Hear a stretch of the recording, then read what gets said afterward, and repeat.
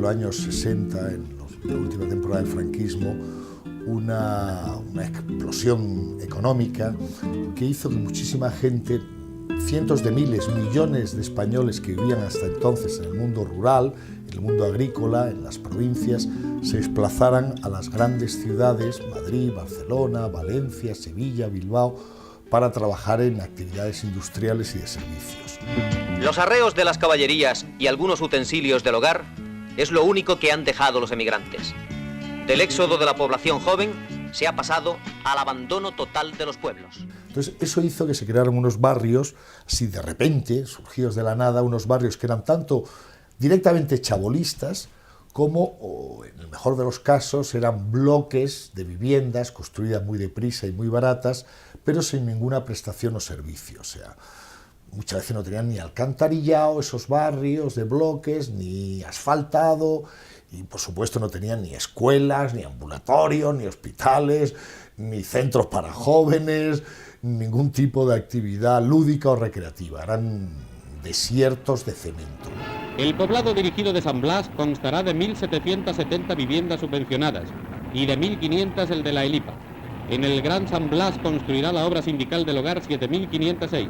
En total se edificarán 10.776 viviendas que han de estar terminadas antes del 31 de diciembre de 1959.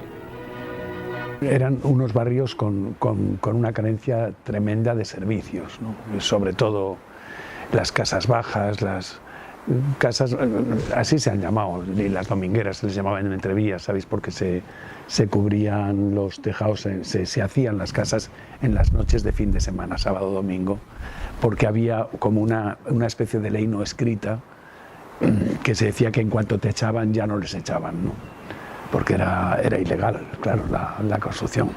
Pero la gente, migrantes españoles que habían venido a Andalucía, Extremadura y demás, aquí se asentaban comprando un terreno que podía ser 40 metros cuadrados o tal, y se hacían su casita y así, no tenían nada más. Entonces no había, claro que no había servicios en los barrios, agua, luz, todo esto, y se iban apañando como podían. Y en esos barrios donde se concentraron millones de españoles repentinamente es donde empezó a generarse el fenómeno que estallaría en los años finales de los años 70 y a lo largo de casi todos los 80 de la llamada delincuencia kinky.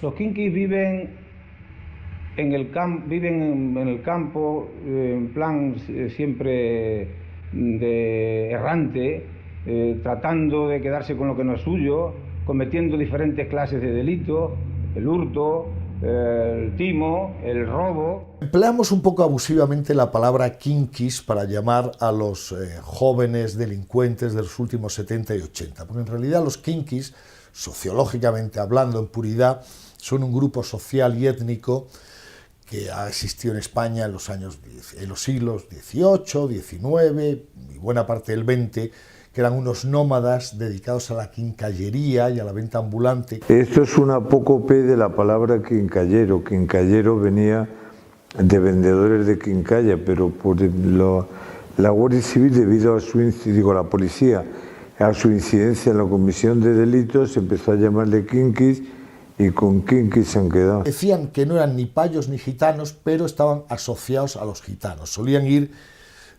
juntamente a los gitanos. El kinki es un tipo de delincuencia especial, un tipo de delincuencia biológica, un tipo de delincuencia organizada y muy peligrosa. Kinki no es el que roba será un ladrón o un chorizo en terminología policial, pero no se le puede decir kinki a cualquiera que no lo sea.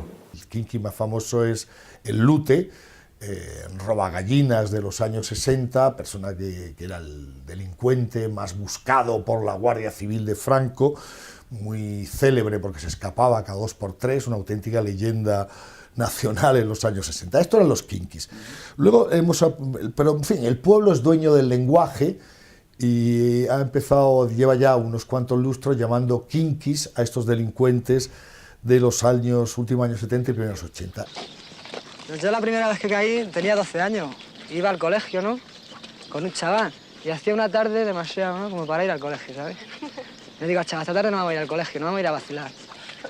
Cogimos, nos fuimos al parque, ¿no?, y había allí 2 chavales con una bici muy guapa, ¿no?, con marchas, un espejito, demasiado, ¿no? Y pensé en pedírsela, ¿no? Digo, este se la voy a pedir y no me la va a dejar, le voy a tener que pegar. Y pensé, bueno, Seba, ¿no querías una bici así como esta? Pues mira, ahí la tiene. Cogí, me subí en la bici y me fui por ahí. Los chavales ya nacen aquí. Los chavales de los años 80 han nacido en España, en Madrid, ya digo que son. Pero los padres estaban acostumbrados al pueblo. Entonces los hijos aquí ya van creciendo, pero no es el pueblo, es aquí. En Madrid los padres están trabajando y ya no saben qué ocurre con ellos. O sea, los hijos crecen sin la presencia de los padres en estos barrios. Viven muy a su aire. Y por eso hay tanta sorpresa en los años 80, cuando los padres descubren pues, que el hijo se está buscando la vida. No es que no lo descubran, pero no perciben el peligro que eso está trayendo para sus hijos, ¿no? Se buscarán la vida pronto porque no tienen medios de subsistencia en la familia. Entonces podrían regañar los padres a un crío porque robaran una bicicleta, pero no por robar un jamón. El jamón venía bien. ¡Esto es un atraco, que no se mueva nadie!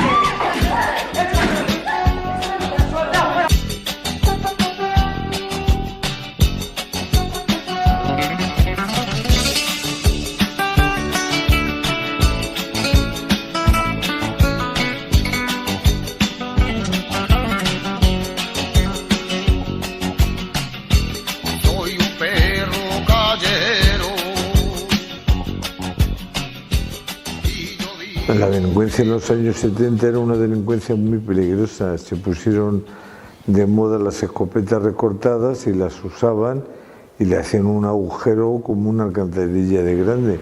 Fíjate, nosotros llamamos a los chavales estos luchadores tempranos, porque se buscaban la vida desde muy niños, ¿no? Desde 11, 12. Y bueno, pues eran lo que podían ser en un principio robos al descuido, hurtos luego empieza a proliferar el atraco. Muchos atracos en joyerías, gasolineras, comercios, a viejas en la calle, a punta de navaja, sirla o navaja o de escopeta de cañones recortados. Van organizando en pandillas, en cuadrilla, empiezan robando coches y terminan atracando bancos y pegando tiros a la gente, matándola. O sea que va evolucionando progresivamente y en la evolución va aumentando la peligrosidad hasta unas cotas inimaginables. Antes de que José Manuel Gómez Perales, alias El Jaro, cumpliera los 16 años, figuraban en su ficha policial los siguientes hechos delictivos: 500 tirones, 400 asaltos a garajes, 200 coches robados, 3 atracos a bancos, 50 robos a comercios y más de 80 atracos a transeúntes. Se fugó 29 veces del reformatorio y fue herido en 3 ocasiones por enfrentamientos con las fuerzas de orden público. Además se hizo mucha propaganda con ellos. Salió el primer delincuente que se hizo famoso aquí en Madrid fue El Jaro. Luego el lugarteniente le llamaron así, que era el Guille. Y los dos más famosos, en efecto, fueron El Jaro, que era un chaval madrileño, nacido en un suburbio de estos, empezó a robar muy pronto y murió a los 16 años cuando estaba atracando a alguien en plena calle en Madrid y un vecino lo vio, bajó con una escopeta, con su escopeta de caza y lo abatió en plena calle al Jaro. Atención todos los indicativos, para...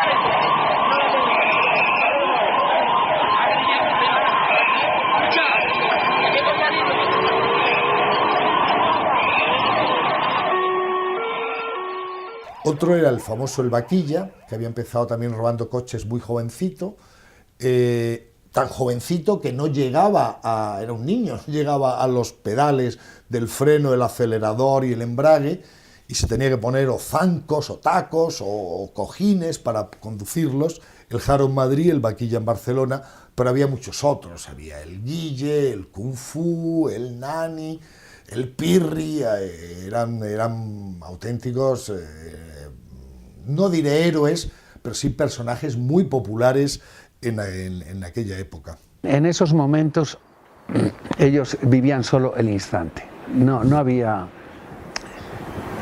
futuro, pero tampoco había pasado. Quieto, torete, o te abrazo. ¿Qué quieren? Sube al coche. ¿Qué he hecho yo si no debo nada? Al coche, digo. Empieza una persecución implacable contra esta población, contra los críos, que es claro, es atacar al núcleo familiar, ¿no? Los hijos son el centro de la familia, de la casa, y se les empieza a detener, llevar a centros de menores, centros de reforma o centros de protección en algunos casos, y pisar las comisarías desde muy niños. Y entonces la parte más conservadora de la sociedad española decía, ¿veis? Con Franco se vivía mejor, con Franco esto no pasaba, con Franco había seguridad ciudadana. Afortunadamente no era la totalidad de la población española y mucha gente entendía que todo esto era una herencia, precisamente otra de las malas herencias del franquismo. Hay que colgarlos, ese era el grito. A ver, interesa que haya una inseguridad ciudadana. Es una forma de control de población por la criminalización y el miedo. ¿Sabes qué quiere decir esto? Ni idea. Muera la policía y viva la golfería.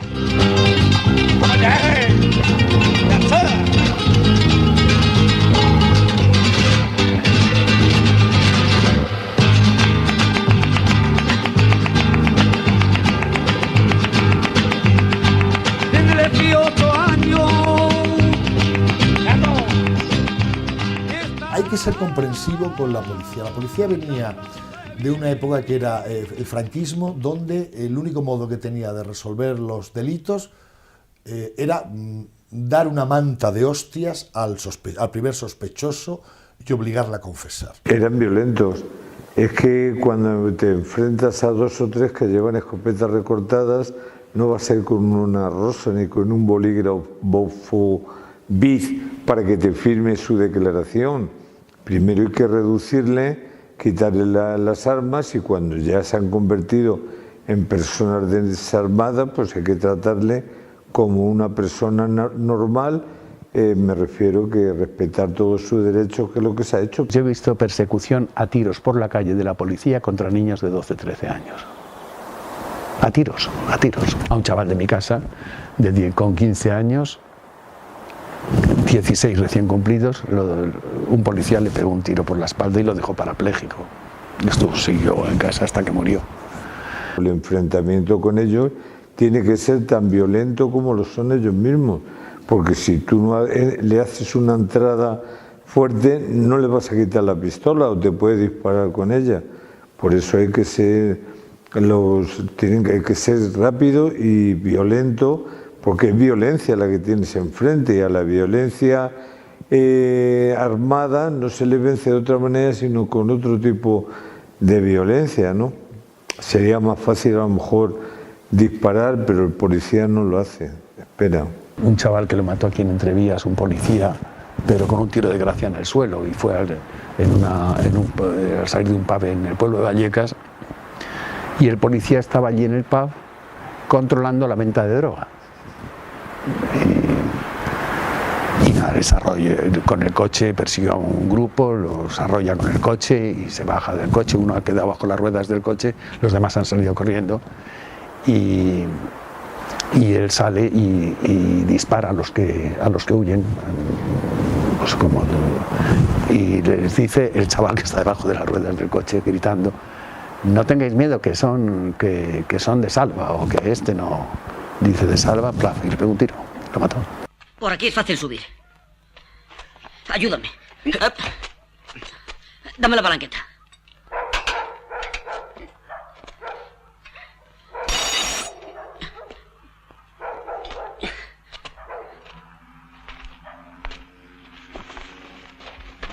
Por aquí está tirado, colegas. ¡Alto a la Guardia Civil! ¡Los picos! ¡Alto! ¡Alto!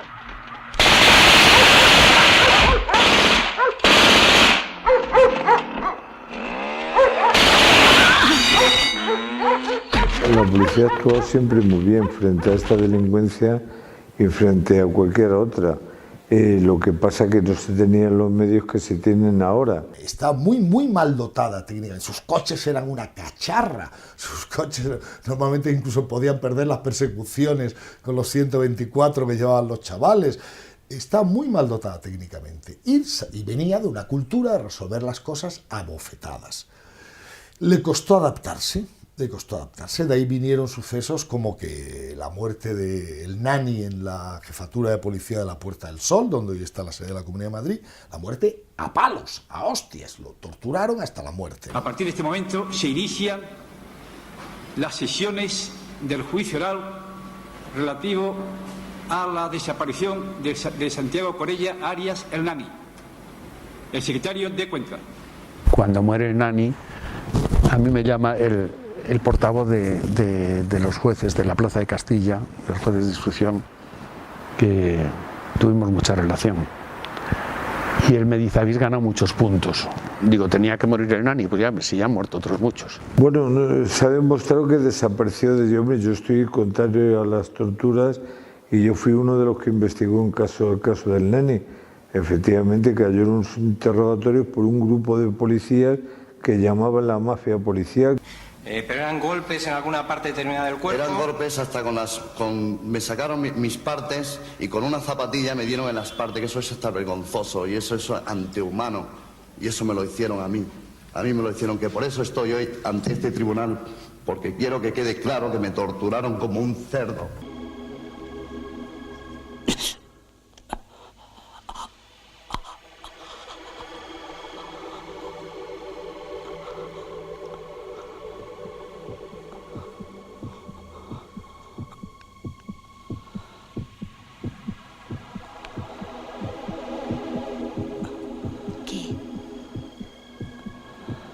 ¿Sentís el bombeo?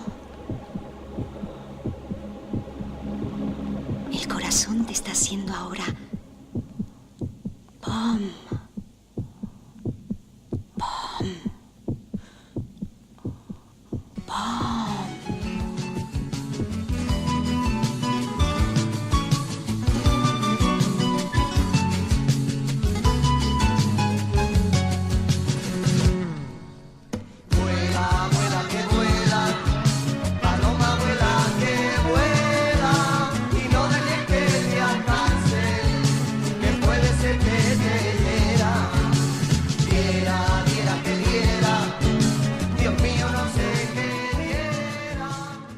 Hacia mediados de los 70 empezó a entrar en España por razones de mercado internacional de narcotráfico, una explosión de producción de heroína en zonas como Afganistán, etcétera, etcétera. Empezó a entrar en el mercado de drogas español, que hasta entonces estaba limitado pues, a la marihuana y al hashish. Empezó a entrar la heroína en grandes cantidades. A finales de los 70 empieza a cambiar cuando la gente va a pedir, porque aquí se iba mucho al Boulevard de Vallecas a comprarlo, el cannabis, y llega un momento en que de repente pues no tenemos, no hay María, no hay, pero estos polvos son buenísimos y estos polvos eran la heroína. No se conocían, la gente, la propaganda era muy mala, la información sobre drogas era muy mala y entonces decía todas las drogas son nefastas, nada, contra todas las drogas. Entonces la gente pensaba, bueno, si me han engañado con respecto a la marihuana, que no es tan nociva como dice la propaganda oficial, también me están engañando respecto a la heroína, que no debe ser tan mala como dicen. Y se pasó directamente desde la María y el hashish a la heroína. Claro, la heroína, a diferencia de los productos del cannabis, ata y mata. Es una droga devastadora, terrible, mortal, letal. Se da inicialmente barato y pronto empieza porque la gente se engancha rápidamente. Además era trampa porque no sabían que se enganchaban, no sabían ni el momento ni hasta dónde, tampoco sabían, nunca se ha sabido de las dosis de heroína lo que han tomado, nunca. Qué cantidad, qué calidad, no. estaba mezclado con todo. Hubo mucho heroinómano. A finales de los 70, 80 yo tuve muchos amigos, incluso, no solo en el mundo suburbial o delincuencial, no. La heroína, el caballo se extendió, pero vamos, como la pólvora. Esto era cara, obligaba a proveerse de dinero constantemente, de ahí el fenómeno de tantos de estos chavales yonkis que eran delincuentes. Y esto mataba también, mataba de sobredosis. Parecido focos de consumo en los que se abusa de una manera alarmante de las denominadas drogas duras, especialmente heroína y derivados opiáceos y psicotrópicos, formas de consumo que prácticamente eran desconocidas en nuestro país y que están alcanzando a gran número de jóvenes. ¿Qué hace la heroína? La heroína es un asunto político, por supuesto económico, ¿no? Es un dineral y ha corrompido a cantidad de gente, de todas las esferas. Políticamente hacía que una juventud potencialmente luchadora dejara de luchar. Los chavales que entonces fueron pillados por la heroína eran muy, muy bravos. La heroína lo que hace es amansar las fieras. La heroína no es una casualidad. Era una manera de intentar controlar o destruir a una población potencialmente luchadora, chavales jóvenes. Decía un chaval de un instituto de último curso ya, para entrar a la universidad, y decía, pero usted dice que el gobierno quiere que nos droguemos.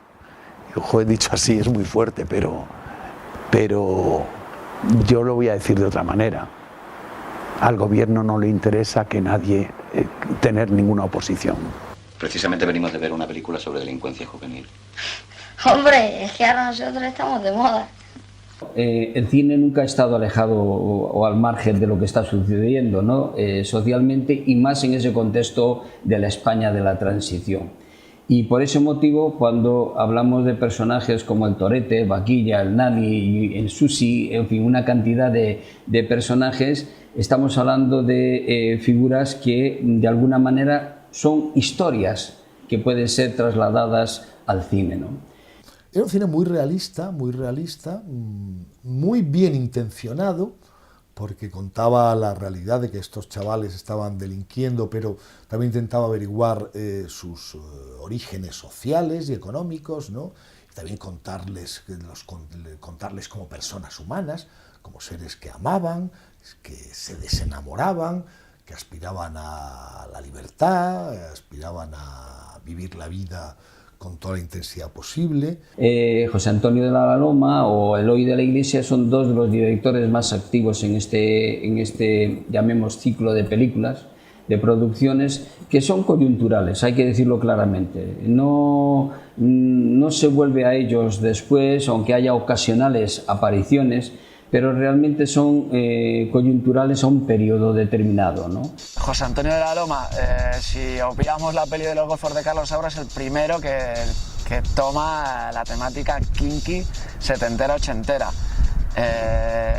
Yo creo que está bastante influenciado por el cine setentero americano, un poco Starkey Hatch, rollo patillas, pantalones de campana y persecuciones de coches.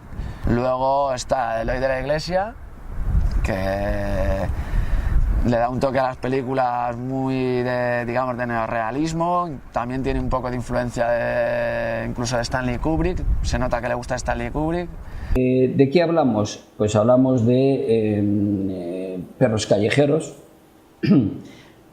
que José Antonio de la Loma precisamente empieza con perros callejeros y finaliza un poco el ciclo con perras callejeras, que es algo también llamativo, ¿no?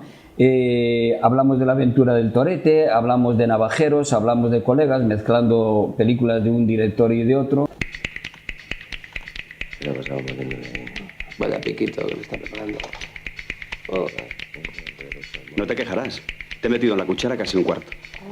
Y es un jaco buenísimo. Pues vale, tío. Venga, pásame enseguida la máquina. Tengo un monazo terrible. No puedo aguantar más. El pico lo que hace es trasladar a la sociedad algo que está en el fondo de esa sociedad, que mucha gente o lo desconoce o no lo quiere reconocer, y de alguna manera dice, oye, este es un problema social que tenemos que afrontar. ¡Ladrón! ¡Ladrón! ¡Cabrón de vuestra puta madre, hijo de la gran puta! ¡Me cago en vuestros putos muertos! ¡La puta que te parió, como me baje! ¡Policía! ¡Policía! ¡Llamen a la policía! ¡Policía! ¡Voy a la llave, vosotros policías! ¡Vamos!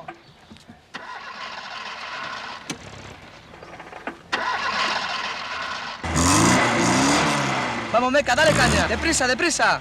Uno de los directores que llama la atención que haya entrado en este tema es Carlos Saura, porque de alguna manera recupera una historia que planteó ya en sus inicios con los golfos, que evidentemente no tiene mucho que ver, pero sí está vinculada porque el contexto social es distinto, el contexto político es distinto. Saura en Deprisa, lo que plantea es de qué manera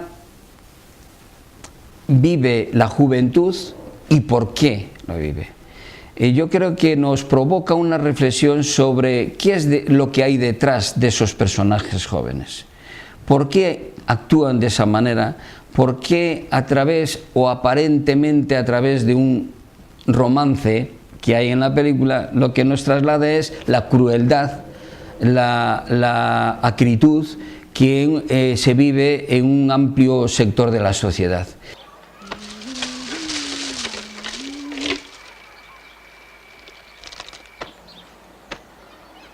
¿Qué va a ser? Un paquete de fortuna.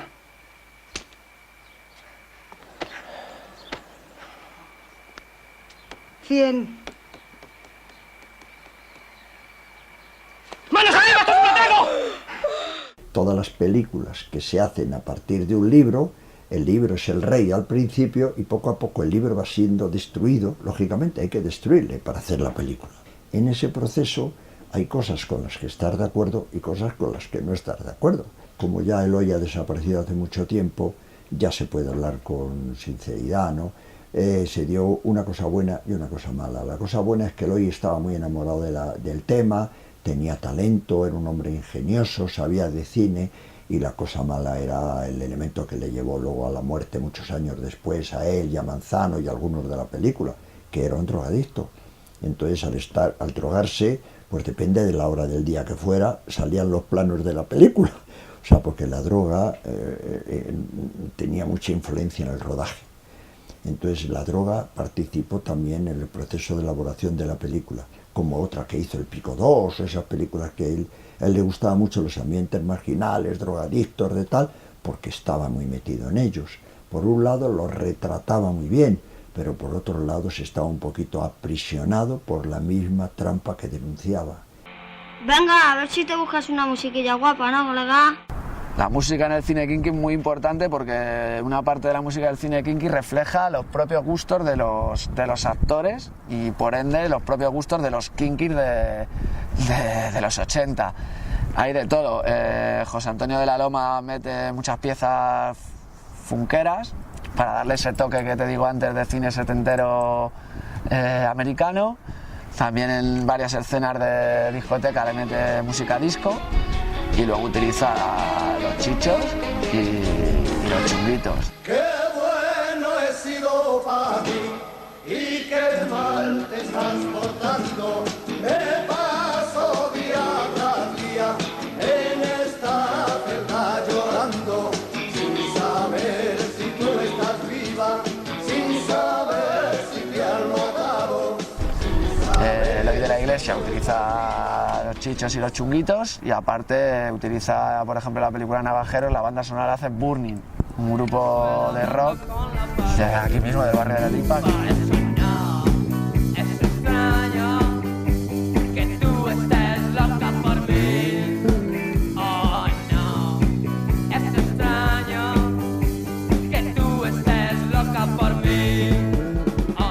Carlos Saura, que es un director que ha realizado varias películas documentales sobre la música.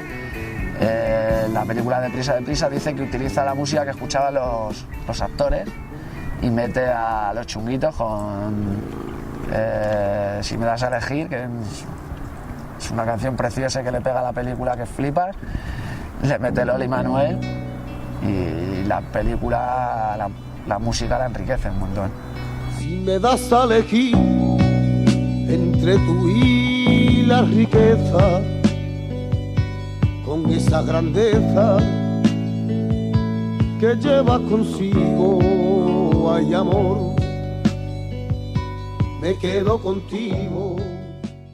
Hola, José. Hola, José. ¿Ya se encuentra curro? No. ¿No te has enterado? A este le han contratado los del cine para hacer una peli. ¿Sí? Que sí, colega. Me han dicho que es una película sobre la delincuencia juvenil. Pues ya sabes, si necesitan extra me avisas.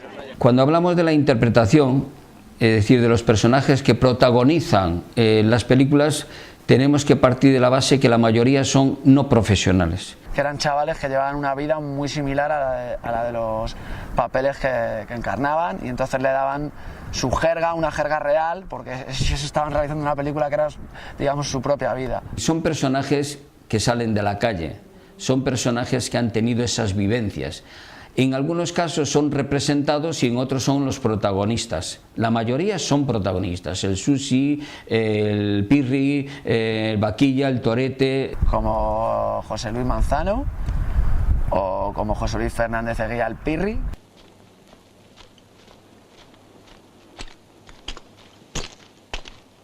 ¿Qué pasa? ¿Qué queréis? Tranquilo, colega, que queremos ver al Corza. ¿Pero vosotros de qué vais? Tú dile que está aquí el Pirri, ¿vale? ¿Esto da más realismo? ¿Da más credibilidad a la historia? Bueno, indudablemente da más realismo.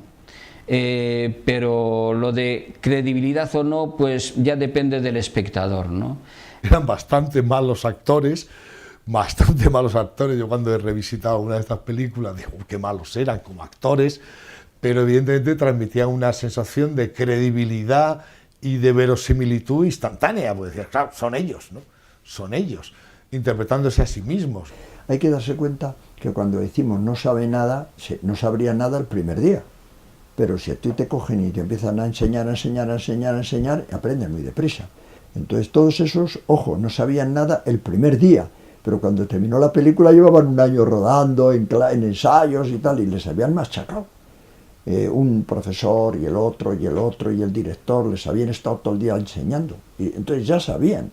De hecho, José Luis Manzano y toda esta gente sabían interpretar ese tipo de papeles, no otro. Pues para mí, todas las pelis que se han hecho de rollos de macarras y tal son una full de Estambul. Y es que esos tíos del cine, ¿qué cojones saben? Tú diles que vengan a hablar conmigo, que yo les explicaré de qué va la movida. La delincuencia juvenil, pues es una forma de vivir los jóvenes, es una forma desesperada de vivir, pero también es una forma, ¿no? Y yo creo que son documentos, aparte de la calidad de las películas, que unas son mejores, otras son regulares, pero son documentos sociológicos importantísimos para los que quieran ver en el futuro cómo era la sociedad española de la época. Esas películas dicen más de toda esa época que todos los libros que hayan escrito todos los sociólogos.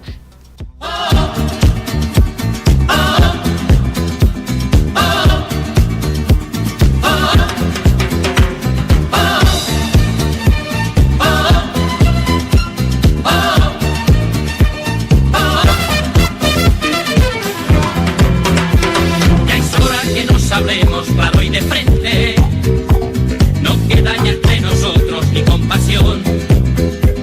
Tus cosas me dejan seco e indiferente. Tus besos ya no me dan frío ni calor. Y no te queda la